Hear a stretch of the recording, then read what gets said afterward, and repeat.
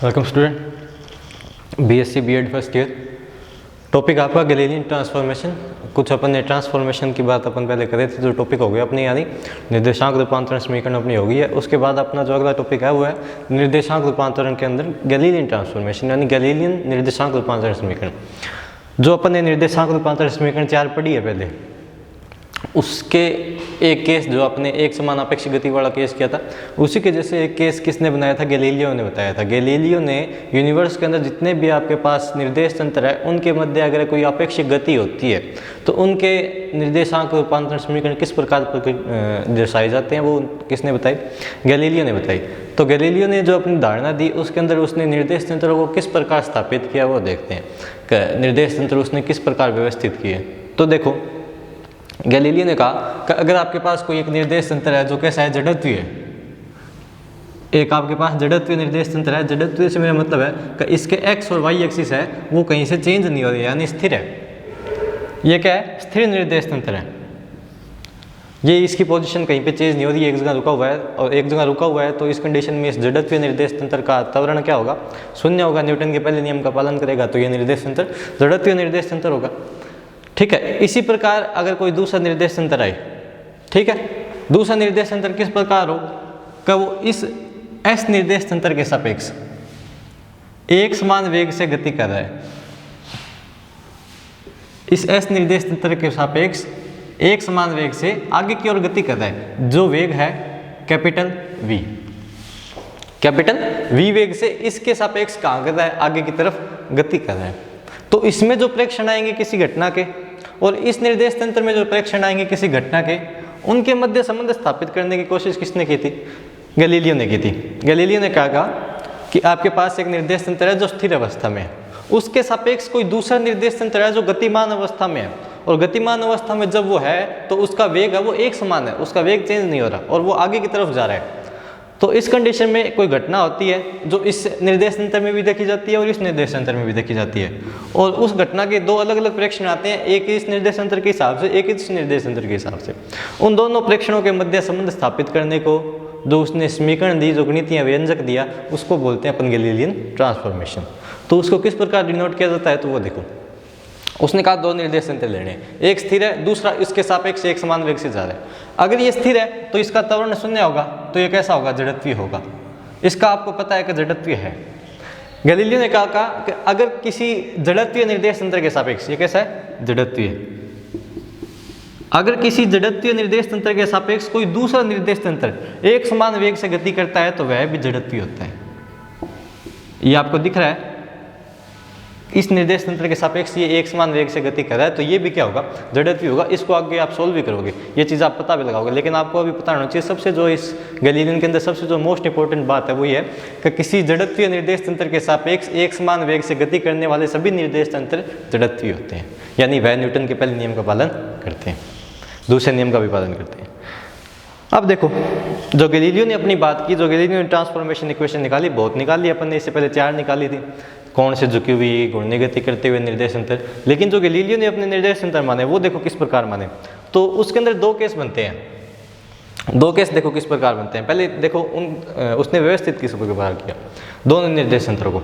उसने कहा कि मैं दोनों निर्देश तंत्रों को इस प्रकार व्यवस्थित कर रहा हूँ कि उनकी जो एक्स डैश और एक्स एक्सिस, ये एक्स प्राइम जो है और एक्स जो है वो दोनों एक ही रेखा पर है। ये जो दोनों रेखा है वो एक ही रेखा के ऊपर है। एक्स प्राइम और एक्स दोनों एक ही रेखा के ऊपर है, यानी एक्स प्राइम है वो एक्स के ऊपर आगे की तरफ बढ़ता जा रहा है और एक्स है वो उसके ऊपर पीछे की तरफ स्लाइड करता जा रहा है, यानी दोनों एक ही रेखा के ऊपर है। एक्स प्राइम आगे खिसकता है, ये जो एक्स डैश है ये आगे खिसकता जाएगा और एक्स जो है वो पीछे की तरफ धकेलता हुआ जाएगा। वाई डैश और वाई आपको दिख रहे हैं, ये जब आगे की तरफ जाएगा तो वाई डैश और वाई में तो कोई फर्क नहीं आएगा, ये एक दूसरे के पहले भी समांतर थे और बाद में भी क्या रहेंगे? समांतर। तो एक्स डैश और एक्स एक दूसरे के ऊपर क्या खिसकेंगे? खिसकते हैं।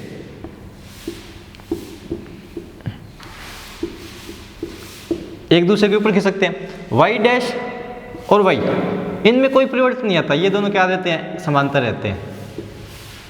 वाई डैश ये आगे की तरफ जाएगा इस लाइन के अलोंग, तो इसके अंदर तो कोई परिवर्तन नहीं आएगा वाई डैश में और वाई में, ये तो एक दूसरे के समांतर ही रहेंगे। ऐसे ही जेड डैश और जेड भी होगा, ये जेड है और यहाँ पे एक बिंदु एक और होगा जेड डैश। जेड डैश और जेड भी क्या रहेंगे? समांतर रहेंगे। एस डैश निर्देश तंत्र है वो है एस के सापेक्ष एक समान वेग से आगे जाएगा। जो गैलीलियन ट्रांसफॉर्मेशन के अंदर निर्देश तंत्र है उसकी स्थितियां बता रहा हूं मैं किस प्रकार है।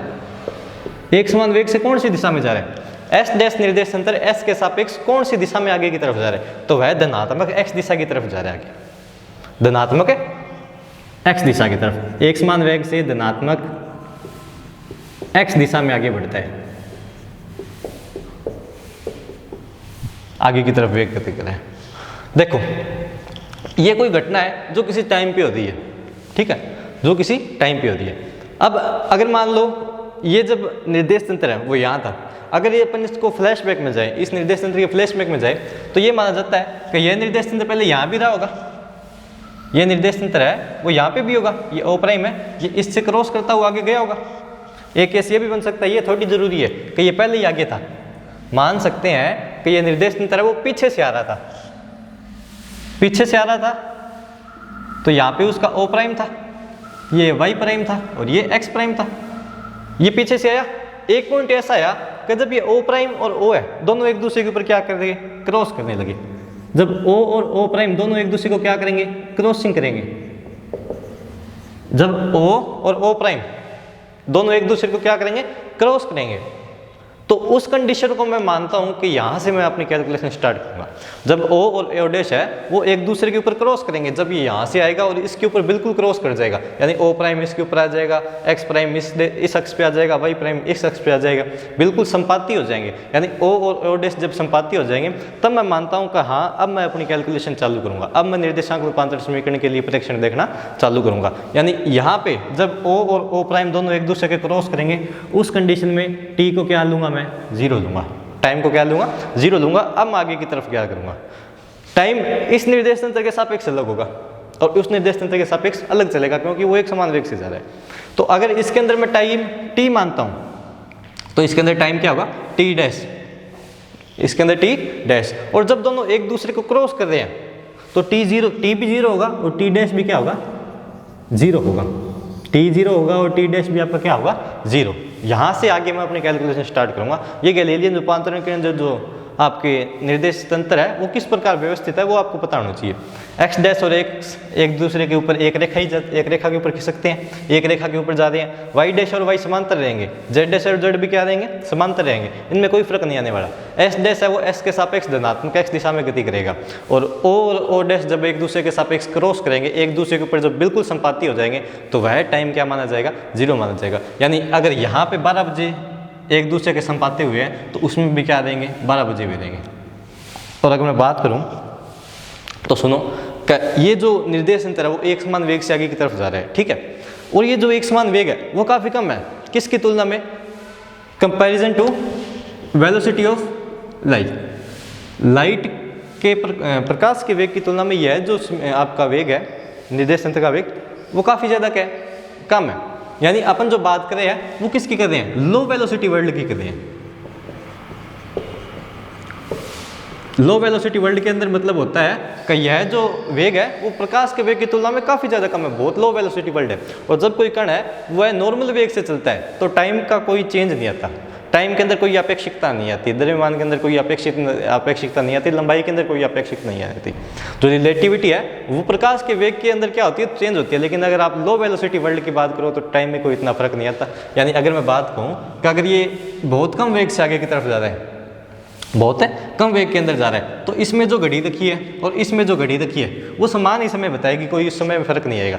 हाँ, अगर आप प्रकाश के वेग की तुलना में किसी चीज़ को गति करवाने लग जाते हो तो अगर इसमें जो घड़ी है और इसमें जो घड़ी है उनके अंदर क्या होगा, बहुत ज़्यादा अंतर आएगा, ठीक है।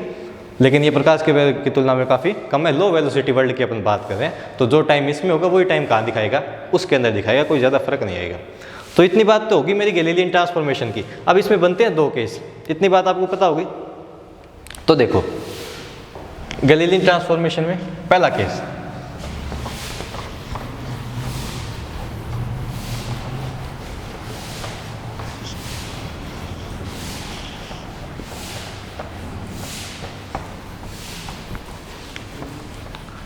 पहले केस का क्या नाम है, देखिए कि जब आपके जो निर्देश तंत्र है वो प्रारंभ में एक दूसरे के ऊपर क्या हो, संपाती हो। जब निर्देश तंत्र एक दूसरे के क्या हो, संपाती हो।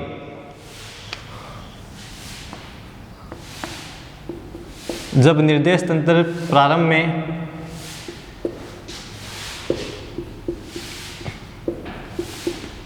संपाती हो। संपाती का मतलब कि उनके जो अक्ष है, उनके जो निर्देश तंत्र के मूल बिंदु है, वो एक दूसरे के ऊपर क्या करें, कोइंसाइड करें, एक दूसरे के ऊपर व्यवस्थित हो। ये कब होता है, जब टाइम क्या हो, 0। जब t इस निर्देश तंत्र में 0 और t प्राइम भी दूसरे निर्देश तंत्र में 0, तब दोनों क्या होंगे, एक दूसरे के ऊपर संपाती होंगे। यानी कुछ केस इस प्रकार बनेगा,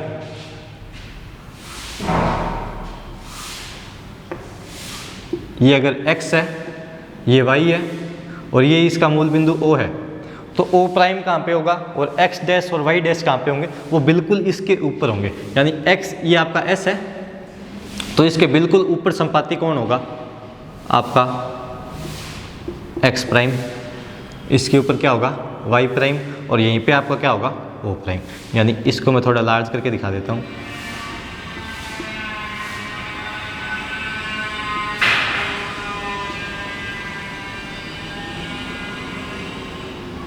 संपाती होने का मतलब है कि दोनों जो निर्देश अक्ष है वो एक दूसरे के ऊपर क्या होंगे, संपाती होंगे। इसकी अक्ष इसके ऊपर होगी, इसका O और O प्राइम दोनों क्या होंगे, एक दूसरे के ऊपर होंगे, संपाती होंगे। कब, प्रारंभिक अवस्था में।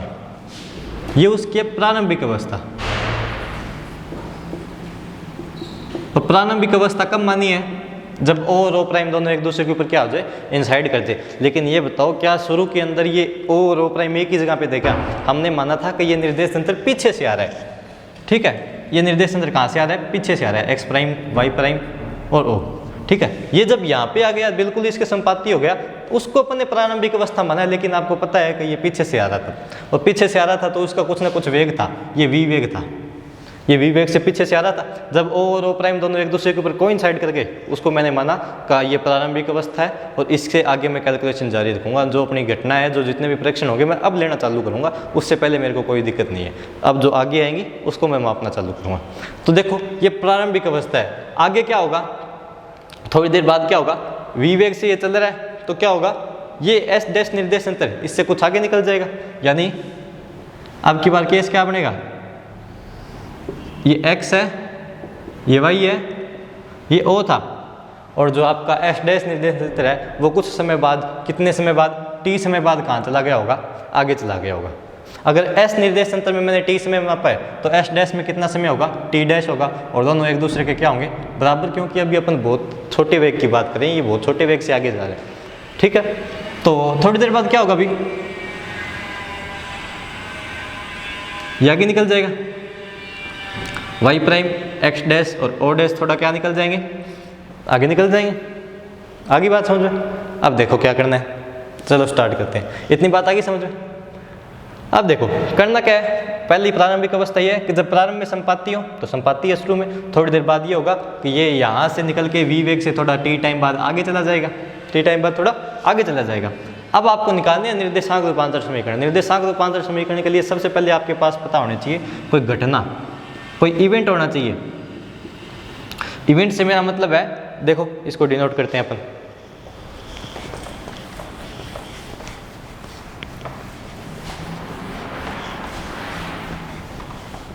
एक बात बताओ, जब प्रारंभिक संपाती थे, जब O और O प्राइम दोनों एक दूसरे के ऊपर बिल्कुल कोइंसाइड थे, तो उसमें जब जो S में प्रेक्षण आएंगे वो S डैश में प्रेक्षण आएंगे। जब O और O डैश दोनों यहाँ पे संपाती थे, तो जो प्रेक्षण S में आएंगे वो S डैश में आएंगे। लेकिन जब वो आगे गति करने लगा तो प्रेक्षण चेंज हो जाएंगे। तो देखो ये S निर्देश तंत्र है,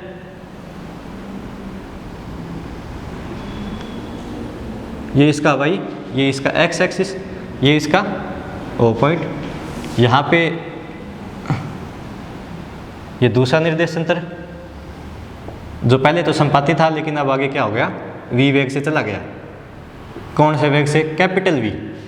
ठीक है, आगे बात समझ में। अब किसी घटना को देखना है, घटना का मतलब कि कोई बिंदु देखना है मेरे को, कोई बिंदु की कल्पना करनी है जिसके मेरे को प्रेक्षण लेने हैं।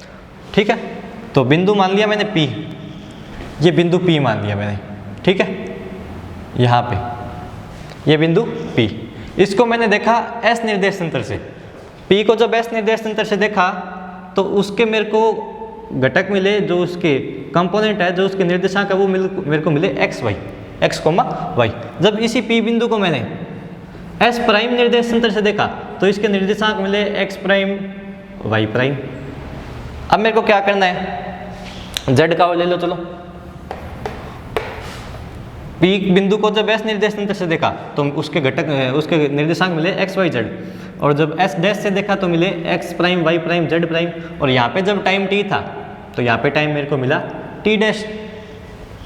जब एस डैश से मैंने उसको देखा बिंदु को तो टी डैश हो रखा था इस घड़ी में, और इस घड़ी में टी बज रहे थे, और दोनों आपको पता है छोटा सा वेग है तो टी और टी डैश तो दोनों बराबर होंगे।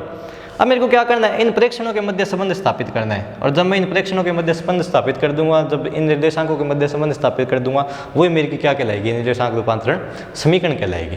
तो देखिए ये पी बिंदु है, इसको मैंने देखा ओ पॉइंट से, तो ओ पॉइंट से देखूंगा तो देखो एक स्थिति फलन बनेगा यहाँ से यहाँ तक का, एक स्थिति फलन बनेगा यहाँ से यहाँ तक का, लेकिन मैं सीधा इसको डिवाइड कर देता हूँ घटकों में। इस बिंदु के निर्देशांक x comma Y comma Z, किस निर्देशांतर से, s से, x प्राइम y प्राइम और z प्राइम किससे, s प्राइम से। तो एक बात बताओ, यहाँ से मैं अगर लंब डालूं नीचे की तरफ, ये पॉइंट o डैश है, तो एक बात बताओ o बिंदु से p बिंदु की ये दूरी ये कितनी होगी। ओ बिंदु से आपने P को देखा किस दिशा में, x दिशा में, तो कितना निर्देशांक आया, x निर्देशांक आया, यानी ये दूरी कितनी होगी, x होगी। ओ डैश से आपने P बिंदु को देखा तो निर्देशांक आया x प्राइम, यानी ये दूरी कितनी होगी, x प्राइम होगी। प्रारंभ में ये यहाँ पे था, ओ और ओ डैश दोनों एक दूसरे के क्या थे, संपाती थे, यहाँ पे ये ओ था और यहीं पे क्या था आपका ओ डैश। टी टाइम बाद ये आगे चला गया, किस वेग से, v वेग से।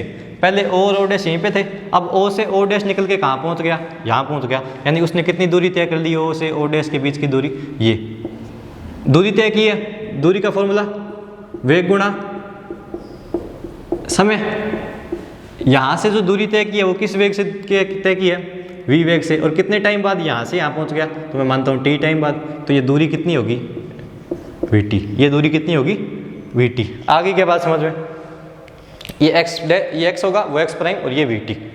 इतनी बात क्लियर। चलो आगे स्टार्ट करते हैं। ये दूरी क्या कहलाएगी, vt। तो आगे देखो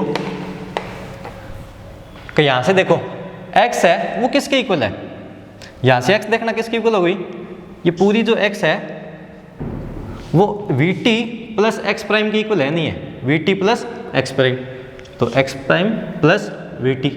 यहाँ से अगर आप देखो तो जो x प्राइम होगा वो किसके इक्वल होगा, x माइनस vt के, होगा कि नहीं होगा, x माइनस vt के इक्वल होगा। अब एक बात बताओ, ये जो दूरी है, ठीक है, आपने x दिशा में लंब डाला, अब डालो y दिशा में, ठीक है, ये जो y x पे डाला ये दूरी होगी, ठीक है। ये बात बताओ कि ये p बिंदु है और ये दोनों एक दूसरे के समांतर जा रहे हैं, y डैश और y दोनों एक दूसरे के समांतर है, तो ये दूरी यहाँ से नाप लो, चाहे इस निर्देशांतर में नाप लो, चाहे इस निर्देशांतर में नाप लो, सेम मिलेगी कि नहीं मिलेगी। ये दूरी यहीं पे है, ये दूरी यहाँ पे मिलेगी, कोई फर्क आएगा क्या भाई। p बिंदु की ऊंचाई है, चाहे उससे नाप लो चाहे इस निर्देशांतर से नाप लो, दोनों सेम मिलेगी कि नहीं मिलेगी, दोनों सेम मिलेगी, यानी y प्राइम और y में कोई फर्क नहीं आने वाला, y प्राइम और y में कोई फर्क नहीं आने वाला, y प्राइम भी वैसा है और y भी वैसा रहेगा, y प्राइम भी वैसा है, जितनी ऊंचाई यहाँ पे है वही उतनी ऊंचाई वहाँ पे मिलेगी।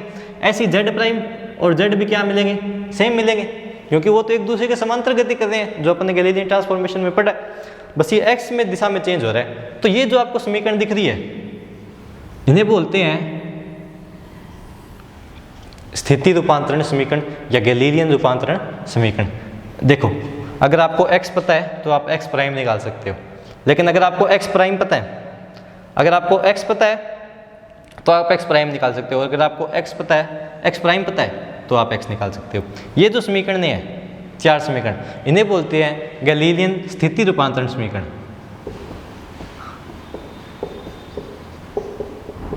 बुक में आपको थोड़ी अलग मिलेगी, देखिए ये जो निर्देश तंत्र है ये किसी भी प्रकार व्यवस्थित हो सकते हैं, लेकिन गैलीलियो ने क्या माना कि ये जो निर्देश तंत्र है वो इसी प्रकार व्यवस्थित है कि एक निर्देश तंत्र स्थिर है, दूसरा x धनात्मक x दिशा में आगे की तरफ जा रहा है। अगर आप अलग बात करो तो ये किसी भी कोण पे भी हो सकते हैं, जरूरी नहीं है कि ये इसी दिशा में जाए, लेकिन गैलीलियो के अंदर आपको यही मानना पड़ेगा कि ये धनात्मक x दिशा में कहाँ जा रहा है, आगे की तरफ जा रहा है। बाकी बहुत केस हो सकते हैं, ये जरूरी नहीं है, इससे पीछे भी हो सकता है, इससे आगे भी हो सकता है, इससे ऊपर भी हो सकता है, कहीं पे भी हो सकता है, लेकिन आपको इतना मानना होगा। आपने इतना मान लिया। अब देखो ये होगी स्थिति रूपांतरण समीकरण, इसको मैं एक बार अलग लिख लेता हूँ।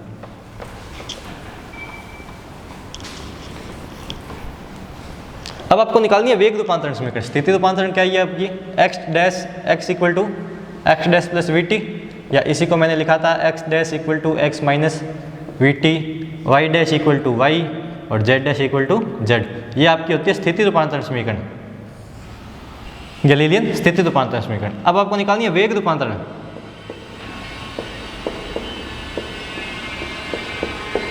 तो एक बात देखो,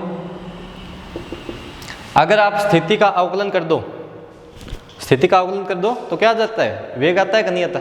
तो स्थिति का अवकलन कर दो तो वेग आ जाएगा। तो एक बात देखो, अगर मेरे को वेग निकालना है, ठीक है, स्मॉल v से डिनोट करूंगा मैं भी, स्मॉल v, ठीक है। निकालना आपको किस निर्देश तंत्र में, इस निर्देश तंत्र में, एस डैश निर्देश तंत्र में, और किस दिशा में, x दिशा में निकालना है। अगर इस बिंदु का वेग इस निर्देश तंत्र में निकालना है, किस दिशा में, x दिशा में, तो x दिशा में जो इसकी स्थिति है उसका अवकलन कर दो। तो x दिशा में कौन सी स्थिति है, x प्राइम है, किस निर्देश तंत्र में, s में। तो vx होगा dx प्राइम बाई dt। अगर आप इस निर्देश तंत्र में वेग निकालना चाहते हो तो vx हो जाएगा dx बाई dt, होगा कि नहीं होगा, यही होगा। अगर y दिशा में निकालोगे तो vy हो जाएगा dy बाई dt। अगर उस निर्देश तंत्र में निकालोगे तो vy prime equal to dy dash by dt, और dt प्राइम आएगा, वहाँ पे टाइम कौन सा है, प्राइम वाला है, तो यहाँ पे dt प्राइम। यहाँ पे कोई फर्क आएगा क्या, इतनी बात समझ चुके होगे आप। तो यहाँ से देखो dx prime equal to dt। अब एक बात बताओ, t और t डैश दोनों में समान होंगे कि नहीं होंगे। यहाँ पे t है, यहाँ पे t डैश टाइम है, दोनों एक दूसरे के समान होंगे कि नहीं होंगे। क्यों होंगे, क्योंकि अपन लो वेलोसिटी वर्ल्ड की बात करें, छोटे वेग वाले निर्देश तंत्र की बात करें। तो यहाँ पे dt डैश की जगह मैं dt भी लिख सकता हूँ, कोई दिक्कत नहीं है। x प्राइम का कुछ मान है क्या मेरे पास, ये रहा x प्राइम का मान क्या है, x माइनस वी टी। तो यहाँ से x माइनस वी टी, इसको अलग अलग कर लो तो dy dt, यहाँ से आ गया x माइनस v का अवकलन होगा क्या, v तो एक समान वेग है, v तो कैपिटल V है, ये मेरा v मेरा कौन सा है, कैपिटल V, ये एक समान वेग से जा रहा है, तो v का तो अवकलन नहीं होगा, v आ गया बाहर, अंदर क्या होता है dt बाई dt। यहाँ से क्या आया, vx prime equal to dx by dt, क्या हो जाएगा, dx बाई dt vx होगा कि नहीं होगा। ये है x दिशा में वेग, किसका, P बिंदु का, किस निर्देश तंत्र में, S डैश निर्देश तंत्र में। ये क्या है, x दिशा में वेग, किसका, P बिंदु का, लेकिन किस निर्देश तंत्र में, S निर्देश तंत्र में। तो जो S डैश निर्देश तंत्र में वेग आ रहा है और जो S निर्देश तंत्र में वेग आ रहा है, दोनों समान है क्या, नहीं है, दोनों समान है नहीं होंगे, अलग अलग दिख रहे हैं कि नहीं दिख रहे, दोनों अलग अलग दिख रहे हैं। ये तो आ गई x दिशा की बात। अब आपको निकालनी है y दिशा के अंदर, बताओ। तो इसको एक बार मिटा देता हूँ मैं, ठीक है, इसको मिटा दिया जाए। ये तो आ गई x दिशा की बात। अब y दिशा की निकालोगे, b s डैश निर्देश तंत्र में y दिशा में कण का वेग निकालो, तो कण का वेग y दिशा में कौन सा निर्देश तंत्र में, s डैश में, तो क्या आएगा अभी, dy dash by dt, dt dash, क्योंकि s डैश की बात है। अब एक बात बताओ, y डैश किसकी इक्वल है, y के, तो y डैश किसके, मैंने लिख दिया y, और t डैश किसके इक्वल है, t के, तो dy बाई dt। ये क्या आ जाएगा अभी, dy बाई dt क्या होगा, कण का वेग, किस दिशा में, y दिशा में, किस निर्देश तंत्र में, s निर्देश तंत्र में, क्योंकि इसमें कौन सी टर्म है, y और t टर्म है, ना कि y प्राइम और t प्राइम। तो यहाँ पे क्या आ गया, vy, यानी जो वेग कण का y दिशा में s निर्देश तंत्र में है, वही कण का वेग y दिशा में s डैश निर्देश तंत्र में होगा। x दिशा में फर्क आएगा, x दिशा के वेग में फर्क आएगा, y दिशा में सेम रहेगा, और इसी प्रकार z दिशा में भी क्या रहेगा, सेम रहेगा।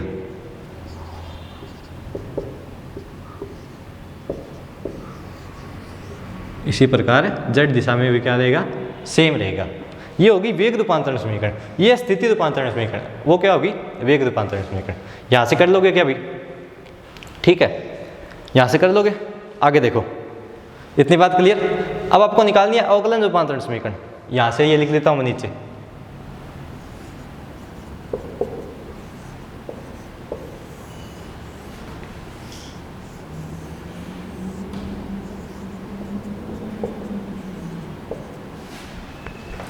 अब आपकी आ गई त्वरण रूपांतरण समीकरण। अब मेरे को त्वरण निकालना है किसका, पी कण का, जो मैंने माना था।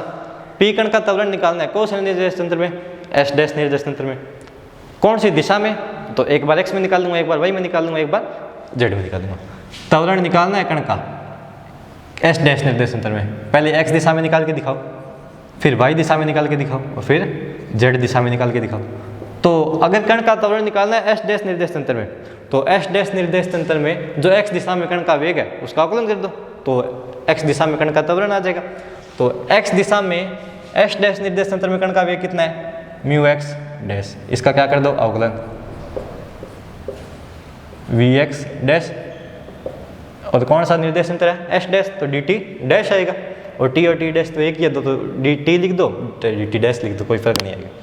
यहाँ से वी एक्स क्या आएगा, डी बाई डी टी क्या आया भाई, V X minus V, V X minus V. इसका अवकलन करोगे तो क्या आएगा, D by D T V X minus D V by D T. इसको अंदर मल्टीप्लाई कर दिया। अब एक बात बताओ, V X by D T कण का वेग है, ये किस दिशा में, एक्स दिशा में। कौन से निर्देश तंत्र में, एस में का एस डैश में, एस में। तो अगर D V X by D T करोगे तो ए एक्स आएगा कि नहीं आएगा, एक्स दिशा में कण का वेग एस निर्देश तंत्र में। और D V by D T क्या होगा, वी वेग कौन सा था, कैपिटल वी, जो एक समान वेग से आगे की तरफ जा रहा था। तो अगर एक समान वेग से जा रहा है यानी वी क्या है, कांस्टेंट है, और इसका अवकलन करोगे तो क्या आएगा, जीरो। इसका अवकलन क्या आएगा, जीरो। तो A X prime equal to A X. यहाँ से ए एक्स प्राइम किसके इक्वल आएगा, ए एक्स के। इसी प्रकार ए वाई प्राइम किसके इक्वल आएगा, ए वाई के। और ए जेड प्राइम क्या आएगा, ए जेड के इक्वल आएगा। ये आपकी होगी त्वरण रूपांतरण समीकरण। और ये हो गया आपका पहला केस। बल निकालोगे तो एम से गुणा कर दोगे, तो बल तो सभी जगह सेम आएगा, क्योंकि ये सेम है सब में, एस में भी और एस डैश में भी।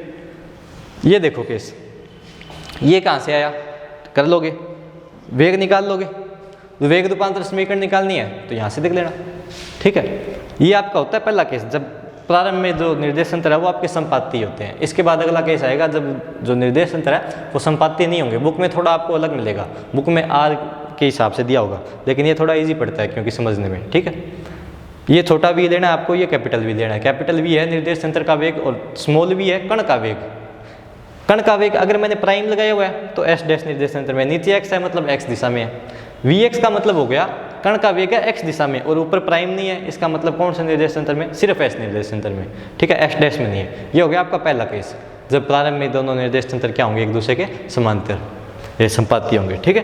तो ये हो गया आपका निर्देशांक रूपांतरण समीकरण गैलीलियन का पहला केस हुआ है। एक केस और बचा है अभी इसका।